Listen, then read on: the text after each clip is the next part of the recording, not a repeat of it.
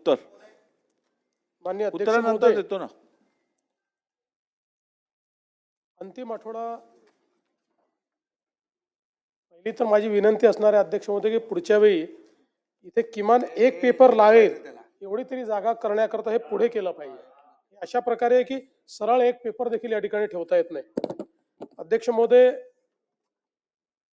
अंतिम आठवडा प्रस्तावाच्या चर्चेमध्ये सन्माननीय विजय वडेट्टीवारजी, संजय कुटेजी, सुनील प्रभूजी, मंगेश कुडाळकरजी, राजू खरेजी, हिरामण खोसकरजी, अबू आझमीजी, अमीन पटेलजी, अतुल भातकळकरजी, सिद्धार्थ खरातजी, विलास भुमरेजी, विजयसिंह पंडितजी, प्रवीण दटकेजी, अमित जनकजी, रवी राणाजी, बाबाजी काळे, राजकुमारजी बडोले, हेमंतजी ओगले, सचिनजी कल्याण शेट्टी, हारून खानजी, अब्दुल सत्तारजी, रईस शेखजी, सुलभाताई गायकवाड, मनीषाताई चौधरी, ज्योतिताई गायकवाड, श्वेताताई महाले, मंजुळाताई गावित, कैलास पाटीलजी, संजय मेश्रामजी, आनंद तिडकेजी, जयंत पाटीलजी, देवेंद्र कोठेजी, बाबूराव कोळीकरजी, उमेश यावलकरजी, रत्नाकर गुट्टेजी, चरणसिंग ठाकूरजी, महेश सावंतजी, प्रताप अडसडजी, रामदास मसरामजी, किशन वानखेडेजी, सुनील शेळकेजी, मुरजीभाई पटेल, देवराव भोंगळेजी, अनंत नरजी, प्रवीण स्वामीजी, संजय देरकरजी आणि अभिजित पाटीलजी अशा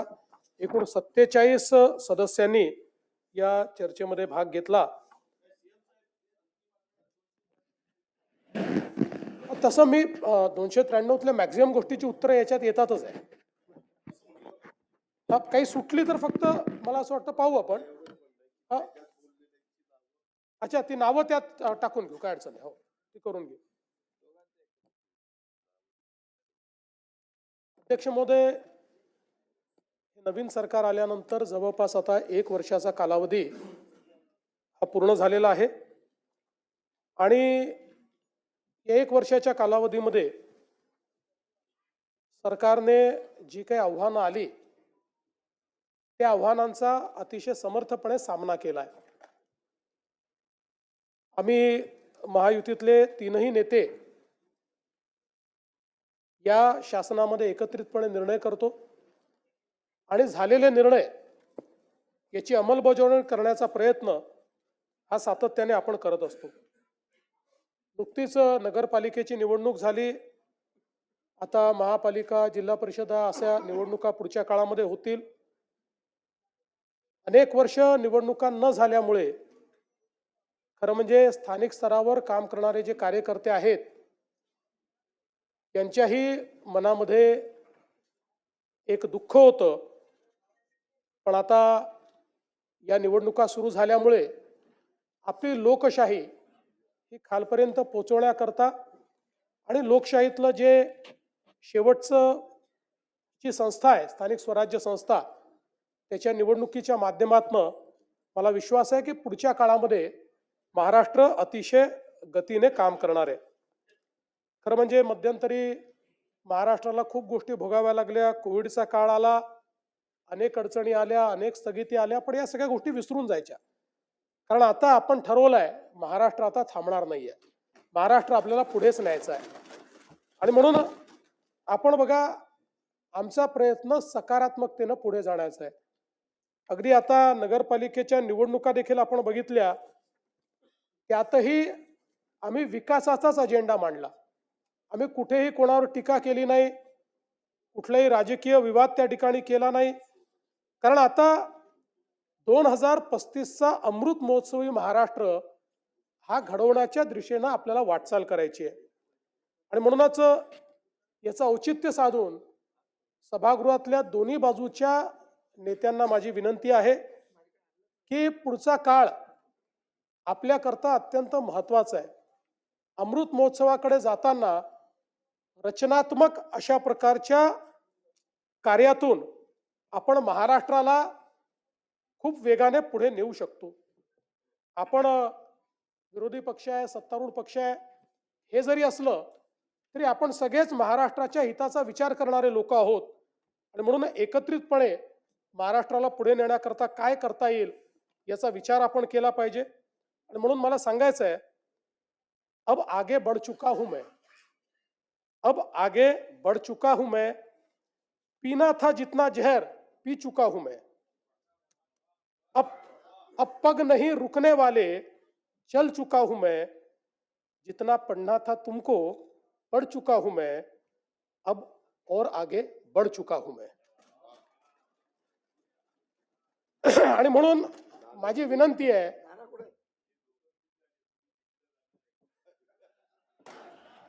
आगे म्हणजे नागपूर पासून मुंबई पर्यंत समृद्धी हायवेने. आणि म्हणून मला असं वाटतं की हा महाराष्ट्र अतिशय शक्तिशाली अशा प्रकारचं राज्य आहे. आता कुठलाही संभ्रम ठेवण्याची आवश्यकता नाही. 106 हुतात्म्यांनी तयार केलेला संयुक्त महाराष्ट्र, त्यामुळे कोणीही मनात शंका आणू नये की मुंबई महाराष्ट्रापासून वेगळी केली जाईल, मुंबई तोडली जाईल. कारण निवडणुका आल्या की अशा प्रकारची टीका होत असते.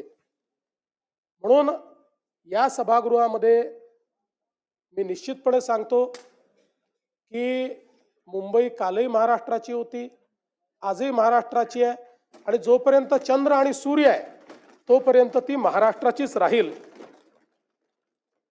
आणि आपले दैवत छत्रपती शिवरायांनी जो मार्ग आपल्याला दाखवला, भारतरत्न डॉक्टर बाबासाहेब आंबेडकरांनी जो मार्ग आपल्याला दाखवला, त्या संविधानाच्या मार्गाने आणि छत्रपती शिवरायांच्या तत्वानेच या ठिकाणी आपला महाराष्ट्र चालत राहील. हे सांगत असताना मला एका गोष्टीचा अतिशय आनंद आहे की छत्रपती शिवरायांचं तत्व हे महाराष्ट्राला तर नेहमीच मान्य होतं, पण कदाचित देश पातळीवर अनेक संभ्रम त्या संदर्भात कदाचित होते. आणि म्हणून आपल्याला कल्पना आहे की सीबीएसईच्या पुस्तकांमध्ये यापूर्वी मराठा साम्राज्यावर, हिंदवी स्वराज्यावर, छत्रपती शिवाजी महाराजांवर एक पॅरेग्राफ होता आणि मुघलांचा इतिहास हा 17 पानं होता. पण आता हा इतिहास बदलला आहे आणि आता सीबीएसईने नवीन पुस्तकामध्ये या ठिकाणी छत्रपती शिवरायांचा आणि मराठा साम्राज्याचा 21 पानाचा इतिहास घेतलेला आहे. आपण हे पाहू शकतो. द राईज ऑफ मराठाज इथपासनं 21 पानं हा संपूर्ण भारतातला जो सर्वात समृद्ध आणि शौर्याचा आणि स्वाधीनतेचा इतिहास आहे तो आता केंद्र सरकारने घेतलेला आहे. म्हणून त्यांचेही मी या ठिकाणी मनापासून त्यांचे आभार मानतो. आणि अनेक लोकांनी शंकाही व्यक्त केली होती की आम्ही अनेक योजना सुरू केल्या, लाडकी बहीण योजना असेल, शेतकऱ्यांना मोफत विजेची योजना असेल. लोक म्हणायचे की निवडणुका झाल्या की या योजना बंद होतील. यातली कुठलीच योजना आम्ही बंद केलेली नाही. सर्व योजना सुरूच आहेत आणि पुढेही संपूर्ण 5 वर्ष आमच्या या सगळ्या योजना सुरूच राहतील, हे देखील या ठिकाणी मी सांगतो. आता आपण महाराष्ट्राचं एक विजन डॉक्युमेंट तयार केलेलं आहे आणि या विजन डॉक्युमेंटमध्ये 2047चा विकसित महाराष्ट्र कसा असेल या संदर्भातलं प्रत्येक विभागाचा रोडमॅप आपण तयार केलाय. त्यात 3 टप्पे आपण केले आहेत. 2030चा पहिला टप्पा, 2035चा दुसरा टप्पा आणि 2047चा तिसरा टप्पा. आणि मला विश्वास आहे की 2029-30च्या दरम्यान देशातली पहिली $1 ट्रिलियन इकॉनॉमी ही महाराष्ट्र असेल. त्या दृष्टीनं या ठिकाणी आपलं कार्य चाललंय. बसा, खाली बसा.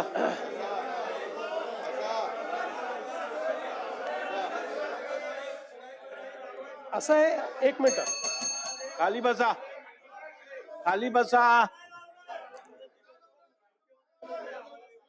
हो, असं नाही चालत. सभागृहात असं काम नाही होत. अरे थांबा ना, मी आहे ना, थांबा जरा. अहो खाली बसा, असं काय करताय तुम्ही?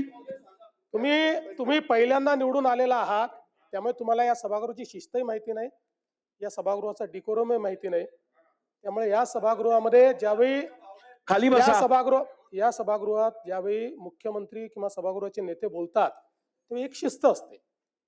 आणि मी जर कंपॅरेटिव्ह सांगायला लागलो ना, मागच्या काळात विदर्भाला काय मिळालं आणि आता काय मिळालं, तोंड दाखवायला जागा राहणार नाही. त्यामुळे प्रत्येक गोष्टीत राजकारण करायचं नाही, लक्षात ठेवा. अध्यक्ष महोदय,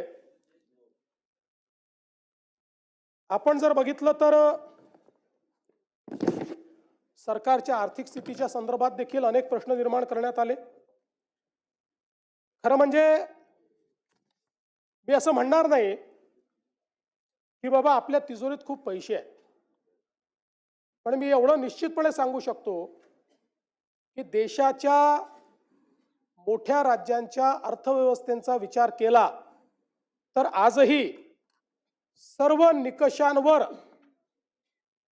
पात्र होणारी अर्थव्यवस्था ही महाराष्ट्राची अर्थव्यवस्था आहे. आणि आपण जर बघितलं तर राज्याच्या विकासाकरता कर्ज उभारावंच लागतं. प्रत्येक राज्य ते उभारतो आणि त्यामध्ये रिझर्व्ह बँकेने आणि FRBMने आपल्याला राज्याच्या स्थूल उत्पन्नाच्या 25% कर्ज उभारण्याची परवानगी दिली आहे. 25%च्या वर जर आपण गेलो तर मात्र अर्थव्यवस्था कुठेतरी अडचणीत आली असा त्याचा अर्थ होतो.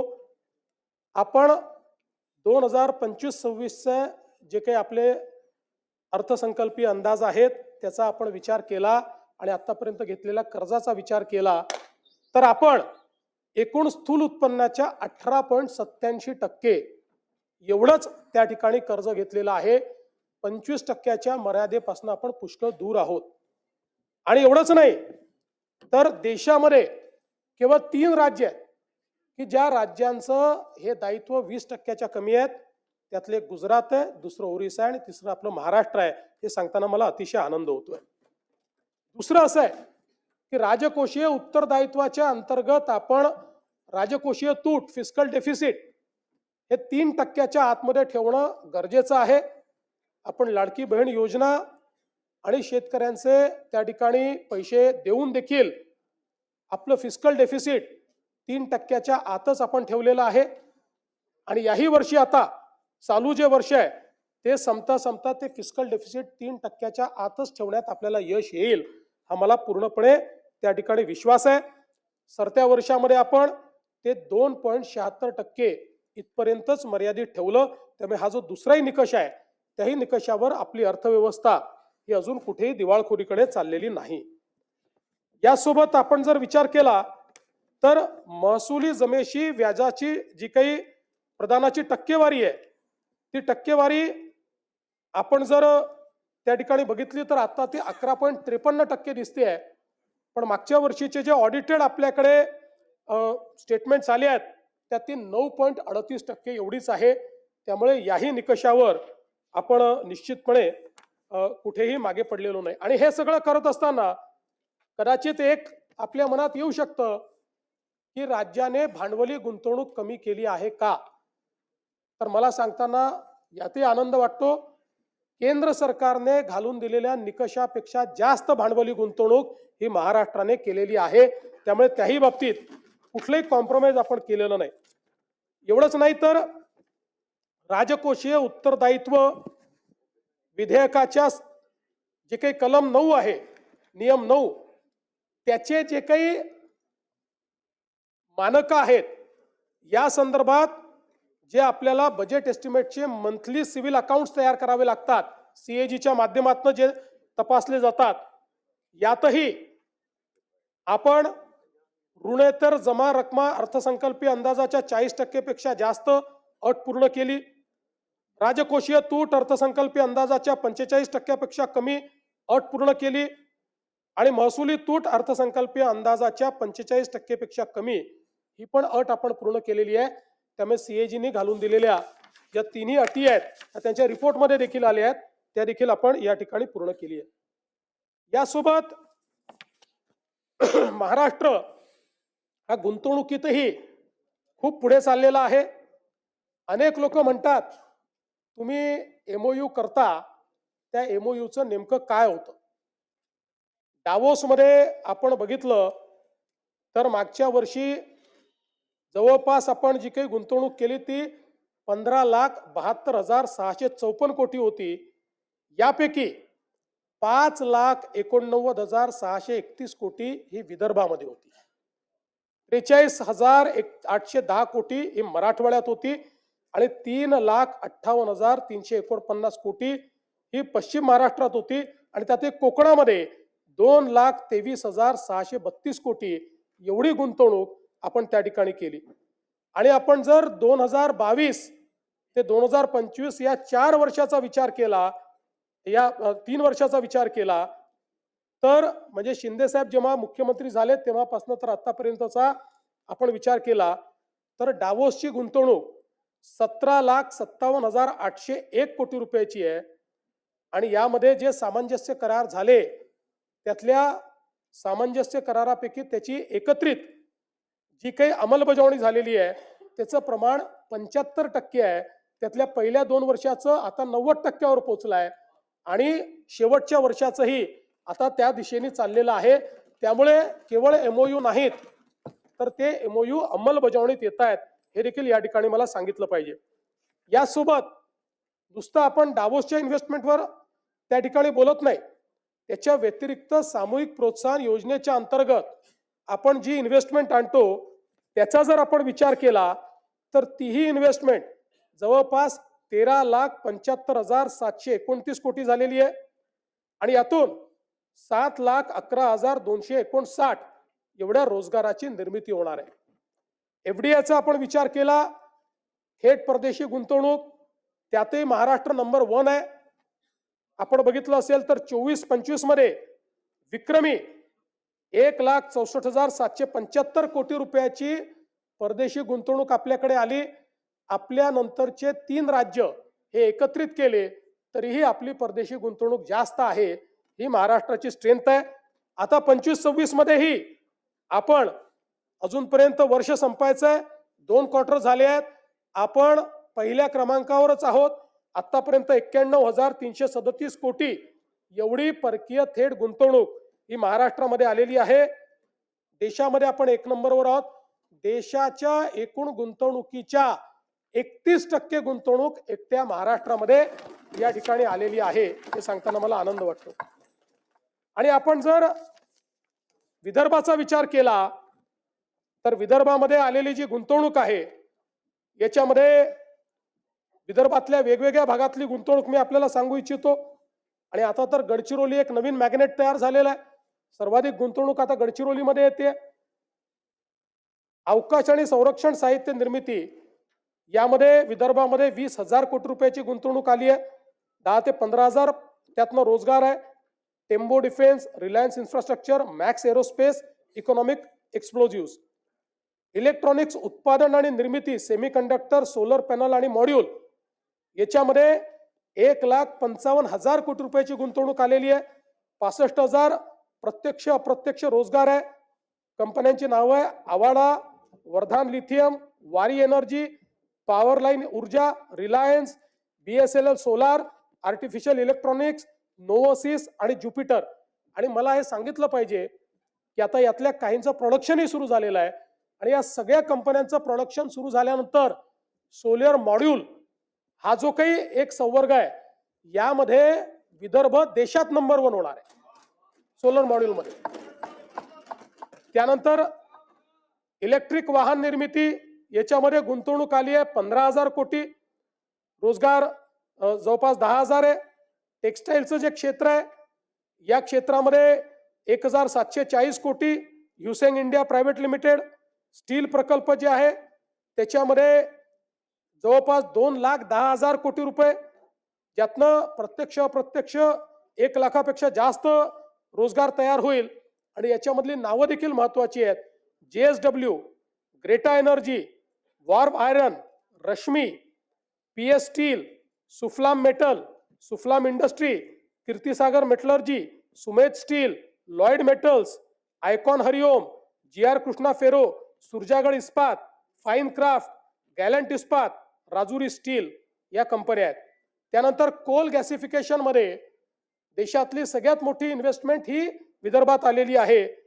जवळपास 70,000 कोटी रुपयाची इन्व्हेस्टमेंट आहे ज्याच्यामध्ये कोल गॅसिफिकेशन आणि डेरायव्हेटिव्ह देखील तयार होणार आहेत आणि 30,000 लोकांना या ठिकाणी त्यातनं रोजगार मिळणार आहे.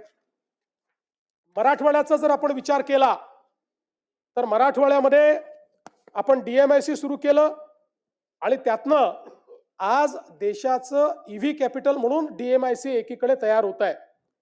त्यामध्ये इलेक्ट्रॉनिक उत्पादन निर्मिती, सेमीकंडक्टर, सोलर पॅनल आणि मॉड्यूल यामध्ये गुंतवणूक आलेली आहे 50,000 कोटी रुपयाची. जवळपास रोजगार 30,000चा त्याच्यामध्ये आहे. याच्यामध्ये LNK एनर्जी, गोदावरी, जुन्ना सोलर सिस्टीम, NP, SPL, अथा ग्रुप, त्यासोबत JSW, नायडेक ग्लोबल यांनी इन्व्हेस्टमेंट केली आहे. आणि विशेषतः इलेक्ट्रिक वाहन निर्मिती यामध्ये आपल्याकडे संभाजीनगरला आणि मराठवाड्यामध्ये जी गुंतवणूक आली आहे ती 50,000 कोटी रुपयाची आलेली आहे.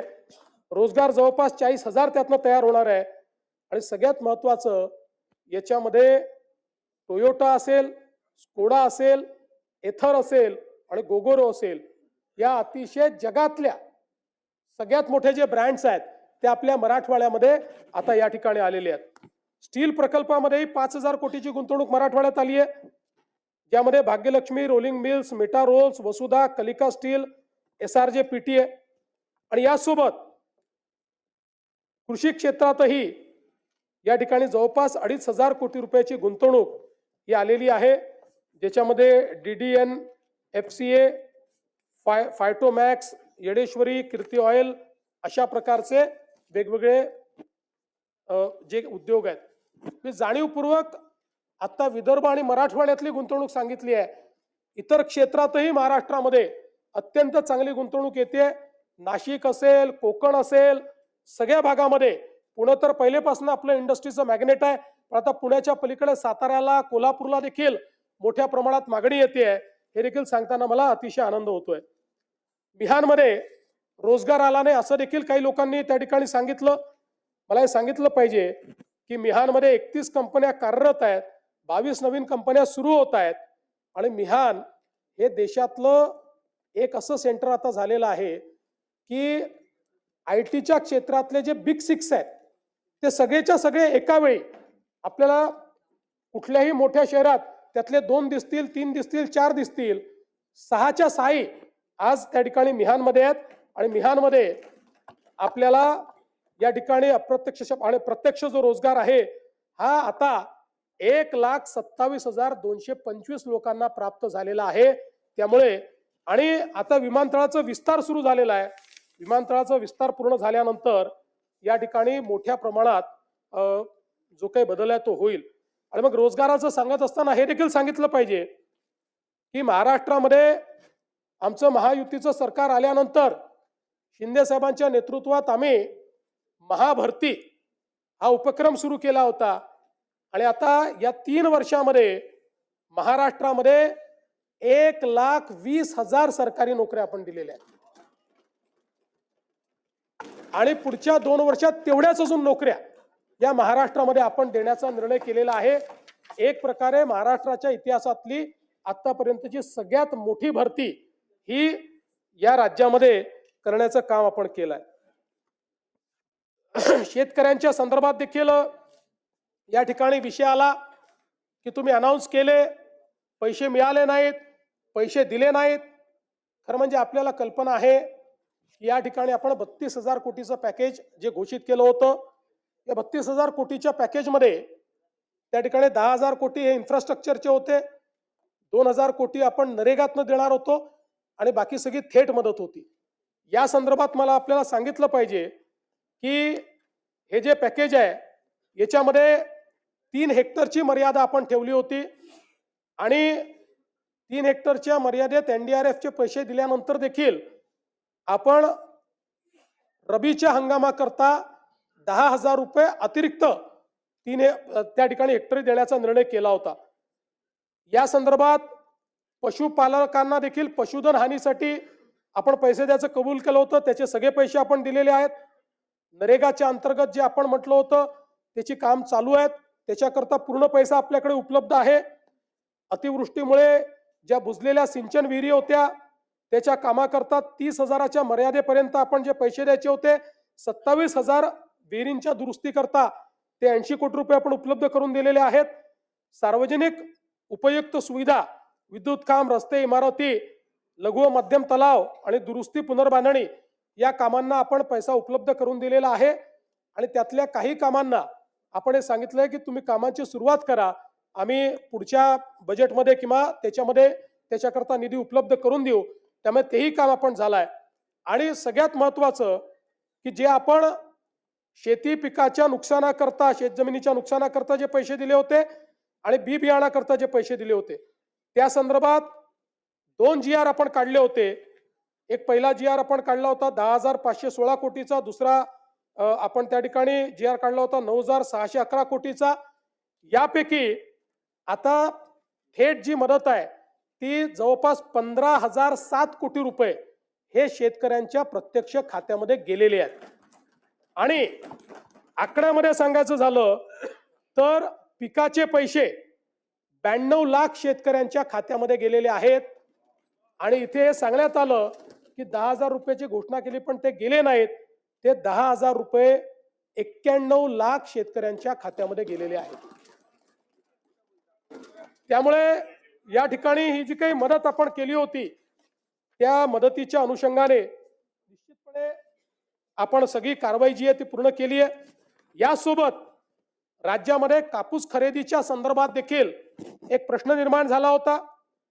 विशेषतः यावर्षी CCIने पहिल्यांदाच उत्पादकतेवर आधारित कापूस खरेदी करण्याचा निर्णय घेतला.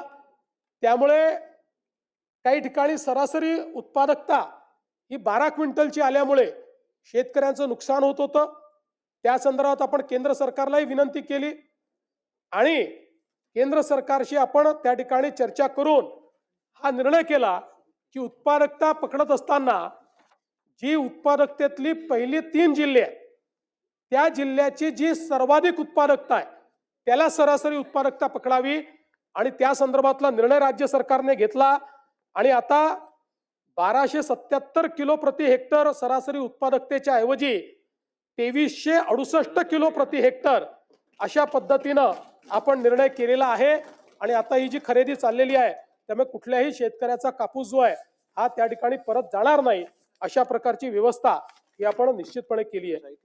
नानाजी देशमुख कृषी संजीवनी प्रकल्प टप्पा 2 याच्या कामाची सुरुवात झाली आहे. यावर्षी त्याकरता अर्थमंत्र्यांनी 351 कोटी रुपयाची तरतूद आपल्याला दिलेली आहे. आणि त्यातनं मोठ्या प्रमाणात विदर्भ आणि मराठवाडा या 2 विभागातल्या शेतकऱ्यांकरता ही कृषी संजीवनीची योजना एक प्रकारे गेम चेंजिंग योजनाच्या पहिल्या टप्प्यातली गावं ही आपल्याला तिथे झालेलं ट्रान्सफॉर्मेशन पाहायला मिळत आहे. आणि म्हणून आता हा दुसरा टप्पा चालू झालेला आहे. आणि यातनं 3,000 गावांमध्ये शेतीशाळा घेऊन जवळपास 1300 गावात महिला शेतीशाळा घेण्यात आली. आणि जवळपास 1,44,000 जे वैयक्तिक शेतकऱ्यांनी अर्ज वेगवेगळ्या योजनांकरता दिले होते त्यालाही पूर्णपणे मान्यता ही देण्यात आलेली आहे. जवळपास 4,926 ग्रामपंचायतीमधल्या सरपंचांचं प्रशिक्षण करून आणि 6,332 कृषीताईंची निवड करून आपण 5,831 गावाचं सूक्ष्म नियोजन आराखड्याची प्रक्रिया पूर्ण केली आहे. आणि त्याला वर्ल्ड बँकेच्या माध्यमातून आपण या योजनेतनं पैसा देतोय. माननीय बाळासाहेब ठाकरे कृषी व्यवसाय व ग्रामीण परिवर्तन प्रकल्प स्मार्ट या स्मार्ट प्रकल्पामध्ये 10,000 गावांमध्ये आपण त्या ठिकाणी ॲग्री बिझनेस हा विषय हातामध्ये घेतलेला आहे. आणि त्यातनं त्या ठिकाणी जी काही कृषीची व्हॅल्यू चेन तयार करायची आहे, मूल्य साखळी तयार करायची आहे त्याचा प्रयत्न आपण करतो. 7.5 लाख शेतकऱ्यांना याचा फायदा होणार आहे. आणि या अंतर्गत मायक्रो प्रोसेसिंग असेल, गोदाम असेल, प्रक्रिया उद्योग असेल, मिल्स असतील, अवजार बँक असतील. आणि मला सांगताना आनंद वाटतो की एकीकडे हा प्रकल्प आहे जागतिक बँकेचा आणि दुसरीकडे मॅग्नेट प्रकल्प आहे की ज्याच्यामध्ये आपण ॲग्री बिझनेसचा दुसरा प्रकल्प आहे ज्यात FPOला आपण ट्रेनिंग देतोय. याचा परिणाम असा आहे की मध्यंतरीच्या काळात आम्ही काही FPOची इंटरॅक्शन केलं, त्यातल्या एका FPOने आता जवळपास 100 कोटीची उलाढाल ही त्या ठिकाणी पूर्ण केलेली आहे. आणि म्हणून मायक्रो प्रोसेसिंगमध्ये आता मोठ्या प्रमाणात हे कार्य देखील आपल्या राज्यात चाललेलं आहे. हे सगळं करत असताना आमच्या शेतकऱ्यांना त्या ठिकाणी मोफत वीज देण्याचा आपण निर्णय केला होता. मला सांगताना आनंद वाटतो की आपण राज्याच्या या योजनेकरता 26,681 कोटी रुपये हे खर्च करतो आहोत आणि शेतकऱ्यांना मोफत वीज देतो आहोत. म्हणजे जे 26,000 कोटी रुपये हे कदाचित त्यातले सगळे नाही पण पोर्शन हा शेतकऱ्यांकडनं आपण घेतला असता, आज त्यांना मोफत वीज मिळते आहे आणि त्याकरता राज्य सरकारने पुढाकार घेतलाय. यासोबत आपल्याला कल्पना आहे की देशातला नव्हे तर एशियातला सगळ्यात मोठा डिस्ट्रीब्युटेड अशा प्रकारचा सौर वीज पुरवठ्याचा कार्यक्रम आपण हातामध्ये घेतला. 16,000 मेगावॅट आपण ऊर्जा निर्मिती करतोय. महाराष्ट्र पहिलं राज्य आहे. शेतकऱ्यांकरता वेगळी त्या ठिकाणी वीज पुरवठा कंपनी आपण तयार केलेली आहे. या कंपनीच्या अंतर्गत 16,000 मेगावॅट सौर ऊर्जा आपण निर्मित करतो आणि मला सांगताना आनंद वाटतो की याच्यामध्ये आतापर्यंत जवळपास 3,000 मेगावॅट तर पूर्ण झालेली आहे आणि वेगवेगळ्या स्टेजला असलेल्या ज्या काही आपल्या योजना आहेत त्याचा विचार केला तर यामध्ये या 16,000 मेगावॅट पैकी किमान 12 ते 13,000 मेगावॅट वीज ही आपण 2026च्या डिसेंबर पर्यंत त्या ठिकाणी तयार करू शकू. खरं तर पूर्ण 16,000 झाली असती पण मॉड्यूल्सच्या शॉर्टेजमुळे काही आपल्याला कालावधी त्या ठिकाणी लागतोय आणि जवळपास हे सगळे प्रकल्प जे आहेत यामुळे मोठ्या प्रमाणात फायदा होणार आहे. खरं तर यासोबत आपण जर बघितलं तर यातनं फायदा काय आहे? यातनं शेतकऱ्याला दिवसा वीज मिळणार आहे. वीज खरेदी मध्ये जो काही आपल्या वीज कंपनीला तर 8 रुपयांनी वीज खरेदी करावी लागायची आणि 8 रुपयांनी वीज खरेदी केल्यानंतर आपण ₹1.25 ₹1.5 घ्यायचो. आता तोही घेत नाही आपण. आता त्या खरेदीमध्ये आपल्या वीज वितरण कंपनीलाही 10,000 कोटी रुपयाची बचत होणार आहे. एटीएनसी लॉसेस कमी होणार आहेत. शासनाची जी सबसिडी आहे क्रॉस सबसिडीतली त्याचं 5,500 कोटी रुपयाचं दादा त्याचंही बचत होणार आहे आणि सगळ्यात महत्वाचं कार्बन उत्सर्जनामध्ये मोठ्या प्रमाणात कपात होणार आहे. मी सहज एक थंब रूल पाहत होतो की 16,000 मेगावॅट कोळशाची जी ऊर्जा आहे या ऊर्जेनं जेवढं CO2 एमिशन होतं ते एमिशन जर आपल्याला मिटिगेट करायचं असेल तर किती झाडं लागतील? ते जर आपल्याला करायचं असेल 250 कोटी झाडं लावावी लागतील. आता या सौर ऊर्जेच्या कार्यक्रमामुळे 16,000 मेगावॅट जर आपण वीज तयार केली तर 250 कोटी झाडांचं मिटिगेशन हे आपण या योजनेच्या माध्यमातून करतोय. म्हणजे वेगळ्या पद्धतीनं 250 कोटी झाडं लावले असं आपण त्या ठिकाणी क्लेम करू शकतो. हा तर तिथे लावणारच आहोत. तर या दृष्टीने ही एक अत्यंत महत्वाची अशा प्रकारची योजना आहे आणि मला हेही सांगितलं पाहिजे की आज आपण ऊर्जा क्षेत्रामध्ये खूप वेगवेगळ्या प्रकारचे जे काही प्रयोग केले त्यामुळे गेल्या 2 वर्षामध्ये ऊर्जा क्षेत्रातले 21 पुरस्कार हे महाराष्ट्राला मिळालेले आहेत आणि सगळे प्रेस्टिजियस पुरस्कार आहेत. त्याची यादी माझ्याकडे आहे. सगळे इंटरनॅशनल आणि नॅशनल पातळीचे 21 पुरस्कार आपल्याला मिळालेले आहेत.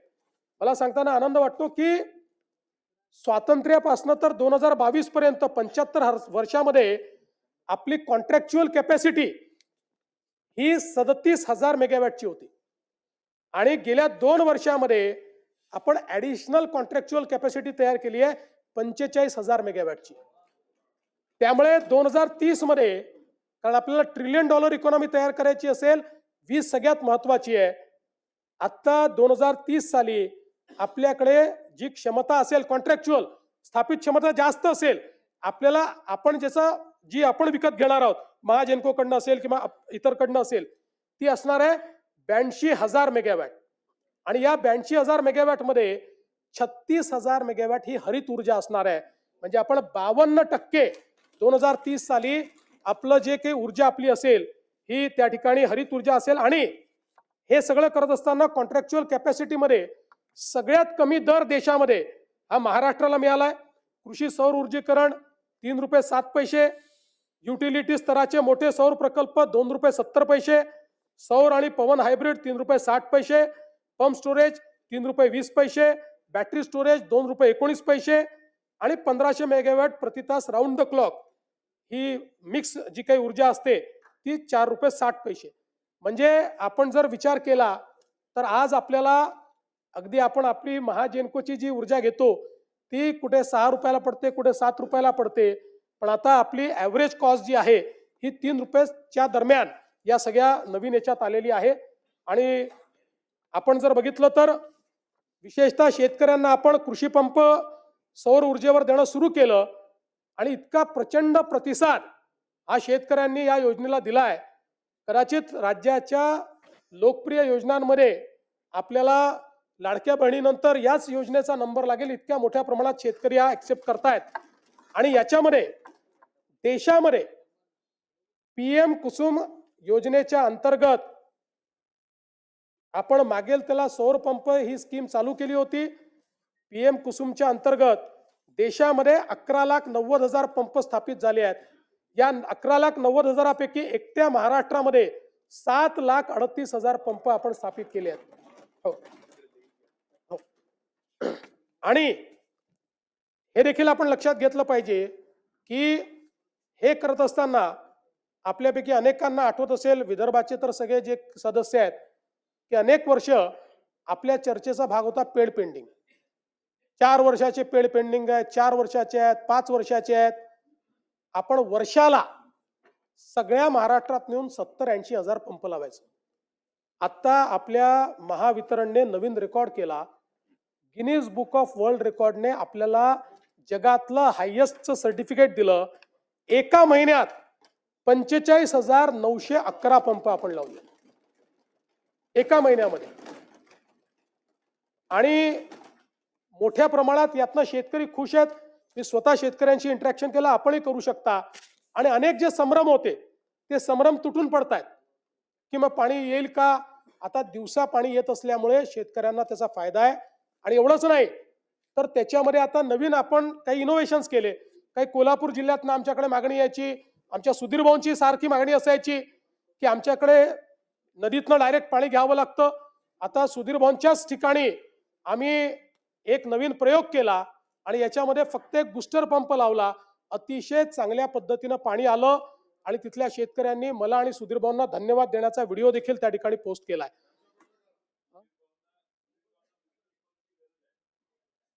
सुधीर भाऊ स्वतःच एक बूस्टर पंप आहे.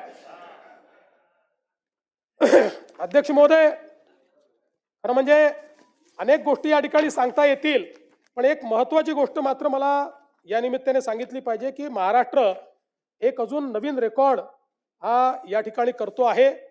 आणि तो म्हणजे पंप स्टोरेजच्या संदर्भात.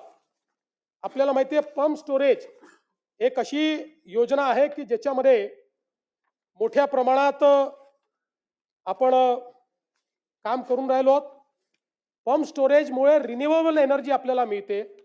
आणि पंप स्टोरेजचा दुसरा फायदा असा आहे की त्या माध्यमातनं आपण कधी ऑन आणि ऑफ करू शकतो. आपला जो कोळशाचा प्रोजेक्ट आहे हा आपल्याला त्या ठिकाणी ऑन ऑफ करता येत नाही, पण हा मात्र आपण लगेच ऑन आणि ऑफ करू शकतो.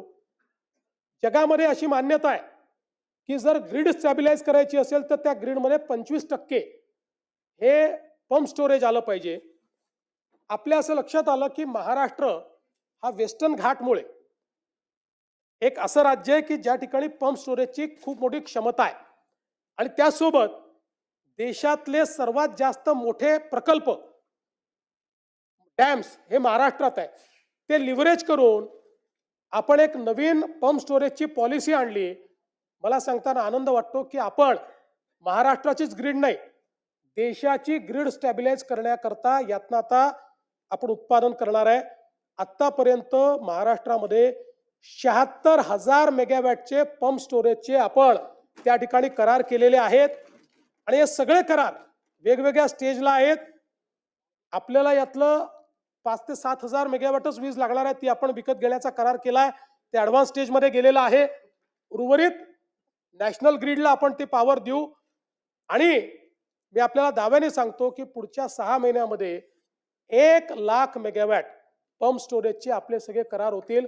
आणि देशामध्ये जसं गुजरात आणि राजस्थानने त्यांच्याकडे रेगिस्तान असल्यामुळे त्या ठिकाणी 50-50 हजार मेगावॅट 40,000 मेगावॅटचे सोलर केले, तसं 1,00,000 मेगावॅटचं आपण 24/7 चालू शकेल अशा पद्धतीचे हे या ठिकाणी करणार आहोत.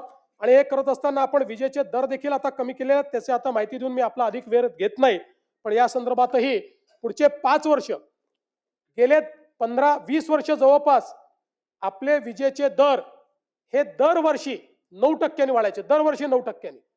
आता पुढचे 5 वर्ष दरवर्षी 2% कमी होणार आहेत. आणि आपल्याला कधी कधी असं ऐकायला मिळतं की या महिन्यात आमचं बिल वाढून आलं, तर त्याच्यामध्ये एक आपल्याला स्पष्टीकरण देऊ इच्छितो की आपलं जे फ्युएल समायोजन आहे हे पूर्वी वर्षाच्या शेवटी व्हायचं. आता MERCने निर्णय दिलाय की ते त्या महिन्यातच करायचं. आणि म्हणून आपण जर विचार केला तर जुलैमध्ये 30 पैशांनी आपलं बिल कमी झालं, ऑगस्टमध्ये 40 पैशांनी बिल वाढलं, मग पुन्हा मध्यंतरी 1 महिन्यात ते कमी झालं. त्यामुळे त्या महिन्यातच समायोजन होतं. बिल जेव्हा कमी होतं त्यावेळेस कोणीच म्हणत नाही, कोणाच्या नजरेतही येत नाही, पण वाढलं 10-20 पैसे तर ते नजरेत येतं, ते साहजिक आहे. अध्यक्ष महोदय, या निमित्ताने कर्जमाफीच्या संदर्भातला मुद्दा देखील या ठिकाणी आला आणि राज्य सरकारने हे कमिटमेंट केलेलं आहे. हे खरं आहे की आता आपल्यावर जो काही अतिवृष्टीचा ताण आला त्यामुळे थोडंसं बजेट आपलं अडचणीत आहे. या सगळ्या गोष्टी असल्या तरी शेतकऱ्यांना कर्जमाफी द्यायची या संदर्भात आपण निर्णय हा घोषित केलेला आहे. त्या संदर्भात एक समिती आपण तयार केली आहे की कुठल्याही परिस्थितीत कर्जमाफीचा फायदा हा शेतकऱ्याला झाला पाहिजे, तो बँकांना होऊ नये. आणि कर्जमाफी झाल्यानंतर आपण बघा, आता एक प्रकारे ही परिस्थिती पण कुठेतरी विचारणीय आहे की आपण 17ला कर्जमाफी केली, आपण 20ला कर्जमाफी केली, तरीही आपला शेतकरी हा आज कर्जमाफी मागतोय. याचा अर्थ कुठेतरी आपल्या नियोजनात अडचण आहे, आपल्या कर्जमाफीतही आणि आपल्या एकूण शेतकऱ्याच्या परिस्थितीतही आहे. आणि म्हणून एकदम याच्यावर उपाययोजना येणार नाही, पण हळूहळू टप्प्याटप्प्यानं काय उपाययोजना करता येतील आणि मग त्या उपाययोजनेतला एक भाग म्हणून कर्जमाफी, अशा पद्धतीनं ही समिती काम करते. आणि आपण ज्याप्रमाणे घोषित केलं आहे की 1 जुलैपर्यंत आपण ही जी काही कर्जमाफीची आपली योजना काय असेल या योजनेच्या संदर्भातले सगळी घोषणा आपण त्या ठिकाणी करू, हे देखील या निमित्ताने या सभागृहाला मी सांगू इच्छितो. राज्यातल्या सिंचनाच्या संदर्भात देखील मला सांगितलं पाहिजे. विशेषतः सिंचनाच्या अनुशेषाच्या संदर्भात आपण वर्षानुवर्ष चर्चा करतोय. साधारणपणे ज्यावेळेस इंडिकेटर बॅकलॉग समितीने विदर्भ आणि मराठवाड्याचा सिंचनाचा अनुशेष काढला होता त्यावेळी तो 13,83,000 हेक्टरचा होता. 13,83,000 हेक्टरचा. आता या 13,83,000 हेक्टर पैकी 13,34,000 हेक्टरचा अनुशेष संपवलेला आहे. आता फक्त 50,000 एकराचा, 49,000 एकराचा राहिलेला आहे, 49,000. आणि तो कुठे राहिला आहे? साधारण आपण जर विचार केला तर तो 3च जिल्ह्यांमध्ये राहिलेला आहे, अकोला, बुलढाणा आणि हिंगोली. कारण हिंगोली हा वेगळा जिल्हा, म्हणजे त्याचं अनुशेष वेगळ्याने आपण 3 वर्षापूर्वी कॅल्क्युलेट करा, 2019 साली कॅल्क्युलेट केला. याच्यामध्ये आपण जर विचार केला तर आता अकोल्याचा विचार केला तर अकोल्यामध्ये 14,530 हेक्टरचा अनुशेष बाकी आहे. त्याच्या अगेन्स्ट आपले जे प्रकल्प आता पूर्ण होत आहेत, जे 2026 मध्ये काही आणि 27 जून पर्यंत सगळे हे पूर्ण होतील, तर त्यामध्ये 14,530च्या ऐवजी 19,335 एवढी सिंचन क्षमता आपली पूर्ण होईल. त्यामुळे अकोल्याचा संपूर्ण अनुशेष हा त्या ठिकाणी संपवून त्याच्यापेक्षा जास्त आपण सिंचन क्षमता निर्माण करतो. आणि बुलढाण्याचा जो अनुशेष आहे तो 29,000 हेक्टरचा आहे. आपण त्याच्या अगेन्स्ट जे आता 4 प्रकल्पाची कामं घेतलेली आहेत त्याच्यामध्ये 29,000च्या अगेन्स्ट 1,68,000 हेक्टरची सिंचन क्षमता तयार करतो. त्यामुळे साधारणपणे आता हे जे काही पॉइंट म्हणजे 49,000 हेक्टरचं जे काही अनुशेष राहिलेला आहे हा पूर्ण करून त्याच्या पलीकडे आपण आता सिंचन क्षमता निर्माण करू. आणि मला हे देखील सांगितलं पाहिजे की आता समजा विदर्भाचा आपण विचार केला तर विदर्भामध्ये 485 प्रकल्प आहेत, ज्यातनं एकूण 22.31 लक्ष ज्याची सिंचन क्षमता आहे. यापैकी बळीराजा वगैरे सारख्या योजना आणून आपण आता 771 प्रकल्प पूर्ण केलेले आहेत. आता जे काही राहिलेले प्रकल्प आहेत ते 74 प्रकल्प आहेत. हे 74 बांधकामाधीन प्रकल्प जे आहेत यामध्ये 7.66 लक्ष हेक्टर सिंचन क्षमता तयार होणार आहे, ज्यामध्ये बुलढाणा जिल्ह्यातील जिगाव प्रकल्प अत्यंत महत्वाचा आहे. 1.52 लाख हेक्टर सिंचन क्षमता आमचे संजय कुटेजी आणि संचेतीजी याचा सारखा त्या ठिकाणी पाठपुरावा करत असतात. आणि म्हणून मला सांगताना आनंद वाटतो की आमच्या टप्प्यात हा प्रकल्प आलाय, असं लक्षात आलं. केंद्र सरकारने पैसे दिले, आपण लगेच वर्षभरात तो कंप्लीट करू शकतो. आणि म्हणून आपण या वर्षी त्याला 2,399 कोटी रुपये दिले आहेत एका प्रकल्पाला. त्यामुळे आता याचं काम आपण हे पूर्ण करू आणि या एका प्रकल्पामुळे बुलढाणा जिल्हा अनुशेषातनं अधिशेषात जाणार आहे आणि विदर्भाचा अनुशेष हा दूर होणार आहे. यासोबत आपण जर बघितलं तर पूर्व विदर्भाची जी जीवन रेखा म्हणतो आपण, गोसीखुर्द प्रकल्प, आपल्याला माहिती आहे की गोसीखुर्दची सगळी कामं आपण जवळपास पूर्ण केली, पण मग त्याच्यात आपण काही वाढीव कामं घेतली, काही वाढीव योजना त्याच्यामध्ये घेतल्या. त्या योजना देखील आता काम आपण चालू केलंय. जवळपास त्या सगळ्या योजना मिळून 2,54,000 म्हणजे 2.54 लक्ष एवढी सिंचन क्षमता तयार होणार आहे. त्यातली 2.9 लक्ष ही आता ऑलरेडी निर्माण झालेली आहे आणि उर्वरित जी आहे ती करण्याच्या दृष्टीनं जी काही निधीची आवश्यकता होती 1,555 कोटी रुपये त्याला देखील आपण दिलेले आहेत. त्यामुळे जून 27 पर्यंत त्याचंही काम पूर्ण होईल. अर्थात आता अजून काही मागण्या त्या गोसीखुर्दवर आमच्याकडे आलेल्या आहेत, पण त्याला आता नवीन प्रकल्प ट्रीट केला जाईल, नाहीतर मग हे मारुतीच्या शेपटीसारखं कधीच संपणार नाही. पण आहे जो डिझाईन प्रकल्प आहे तो मात्र आपण आता कंप्लीट त्या ठिकाणी संपवणार आहोत. आणि एकट्या विदर्भातल्या सिंचन प्रकल्पांकरता 25-26 वर्षामध्ये 7,950 कोटी रुपये एवढी तरतूद आपण त्या ठिकाणी दिलेली आहे. मला हेही सांगताना आनंद वाटतो की सन 2023-24 मध्ये सिंचन क्षेत्रात सर्वोत्कृष्ट काम केल्याबद्दल महाराष्ट्राला केंद्र सरकारने पुरस्कार दिलेला आहे. आमचे विखे पाटील साहेब गेले होते तिथे तो पुरस्कार घेण्याकरता, आणि हा सर्वोच्च पुरस्कार आहे देशातला सिंचनाचा, तो महाराष्ट्राला मिळाला आहे. यासोबत विदर्भाचं भाग्य बदलणारा जो आमचा वैनगंगा नळगंगा प्रकल्प आहे, ज्यातनं 4,04,000 हेक्टर जमीन ओलिताखाली म्हणजे जवळपास 10,26,000 एकर जमीन ही ओलिताखाली येणार आहे. या प्रकल्पाच्या सगळ्या मान्यता आम्ही फायनल केलेल्या आहेत.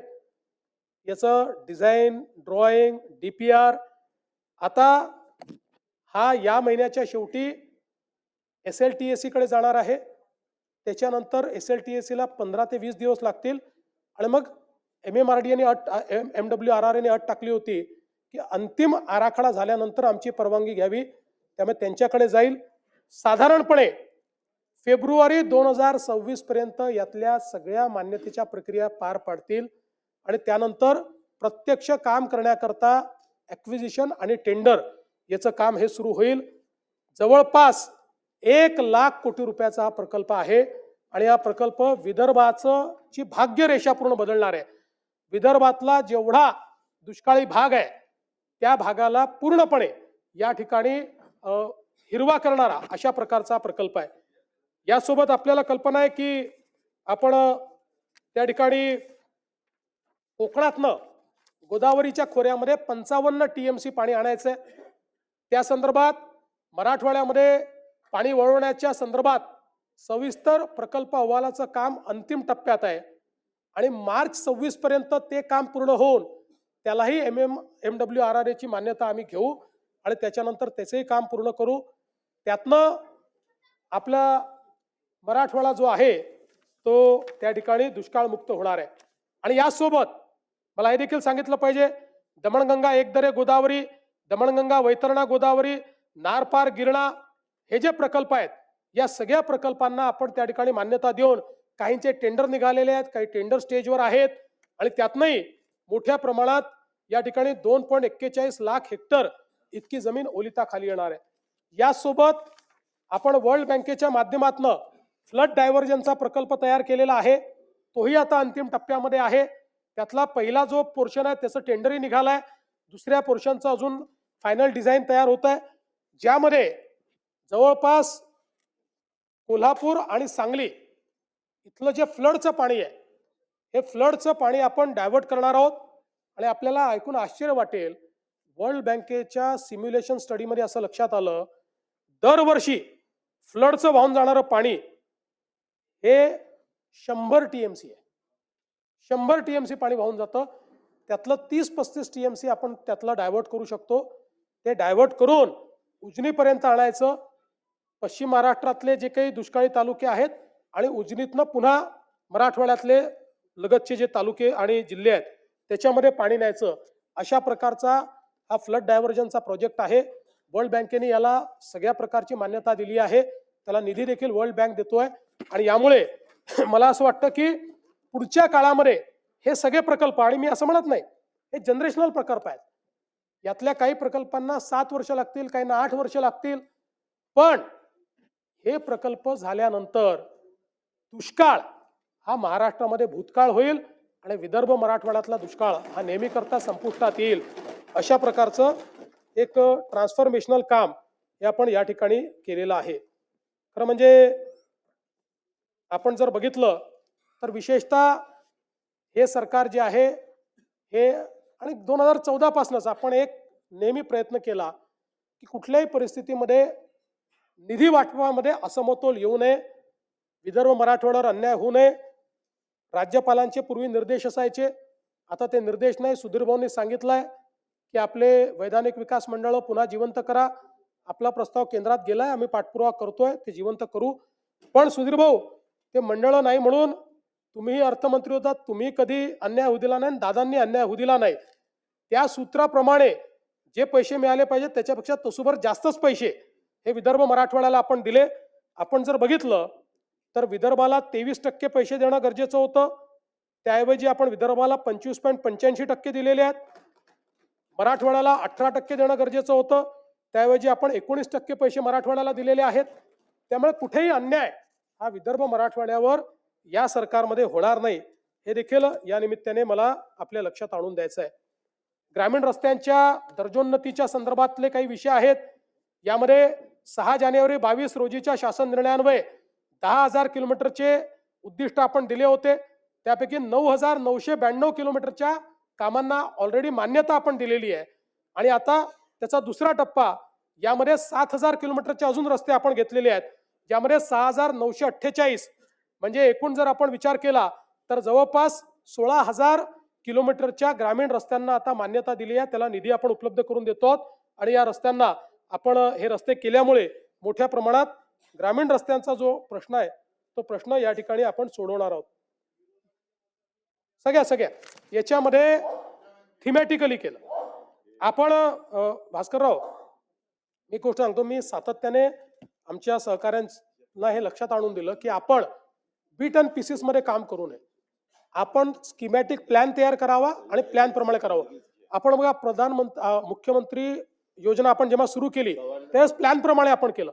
आताही ग्रामीण रस्ते असतील, हॅमचे रस्ते असतील, आपण एक अमृतकाल रस्ते योजना तयार केली आहे.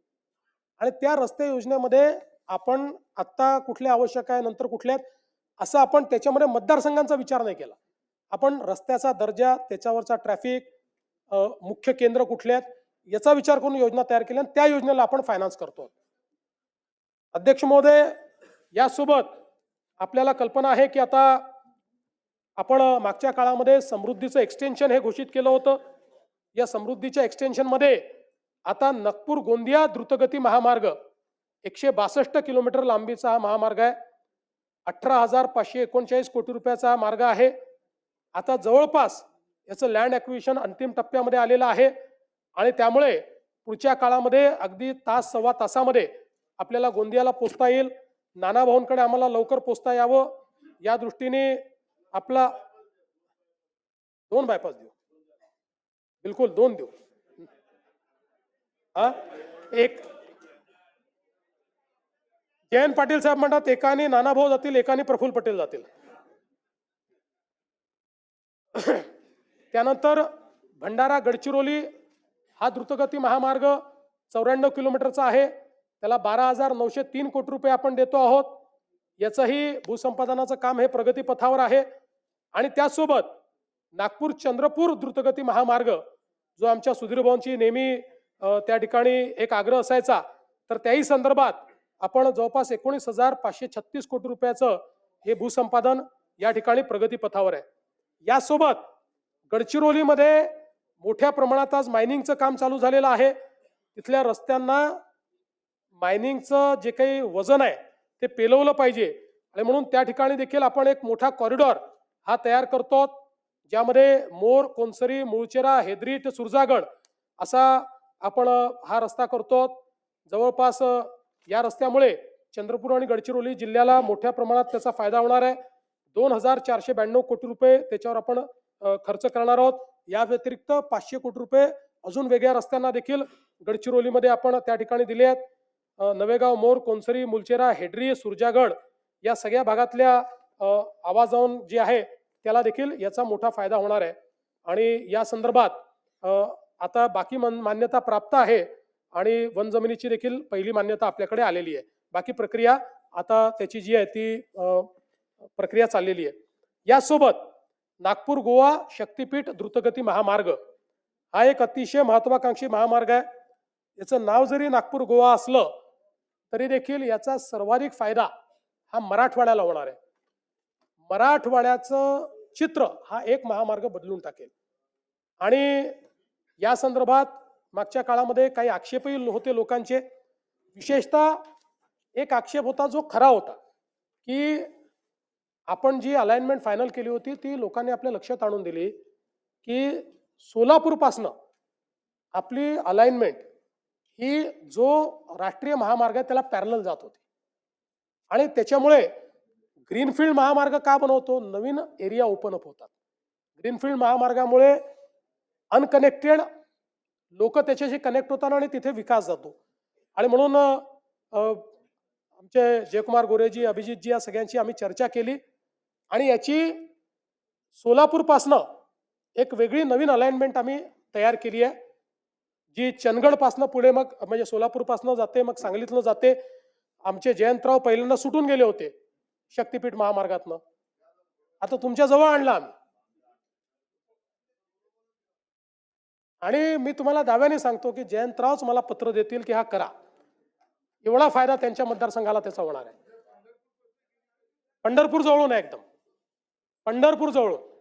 त्यामुळे आता आधीचं तर आपलं जवळपास जॉईंट मेजरमेंटही झालेलं आहे, त्याचं ॲक्विजिशन आपण चालू करतोय. ही जी नवीन अलाइनमेंट आहे या नवीन अलाइनमेंटचं आता आपण त्या ठिकाणी, आणि पलीकडे तर चंदगड वगैरे त्यांनी मोर्चा काढूनच आमच्याकडनं महामार्ग न्या म्हटलंय, तर तिथे काही अडचण नाहीये.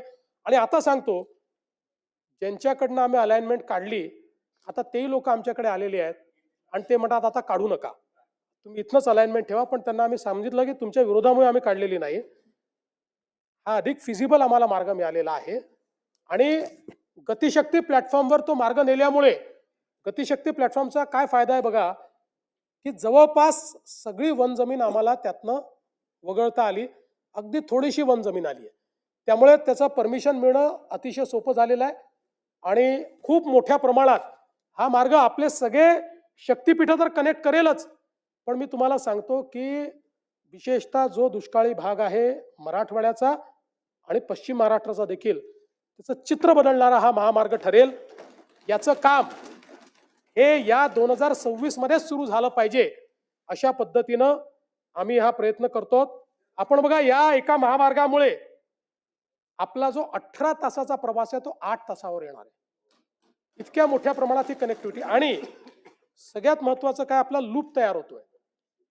समृद्धी महामार्ग, नांदेड जालना मार्ग, हा महामार्ग, याच्यामुळे महाराष्ट्रातल्या कुठल्याही जिल्ह्याला इंडस्ट्रीचं ॲडव्हान्टेज मिळणार आहे. आतापर्यंत इंडस्ट्री ही जिथनं पोर्ट कनेक्टिव्हिटी आहे किंवा लॉजिस्टिक कनेक्टिव्हिटी आहे तिथेच जात होती. यातनं पोर्ट कनेक्टिव्हिटी आणि लॉजिस्टिक्स कनेक्टिव्हिटी ही जवळपास महाराष्ट्र